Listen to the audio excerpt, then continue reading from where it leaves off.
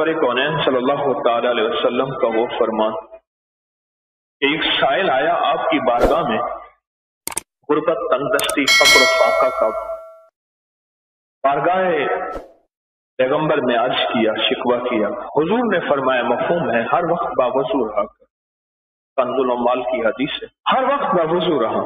اور کچھ عرصے کے بعد حاضر ہوا کہ یا رسول اللہ صلی اللہ علیہ وسلم، اب تو اللہ پاک نے اتنا دیا کہ پڑوسیوں کو بھی کھلاتا ہوں وضو کی برکت سے، وضو کی برکت سے، کہ پڑوسیوں کو بھی کھلاتا ہوں۔ وضو کی طاقت ہے، بڑے بڑے جنات، بڑی بڑی طاقتیں وضو کا مقابلہ نہیں کر سکتے۔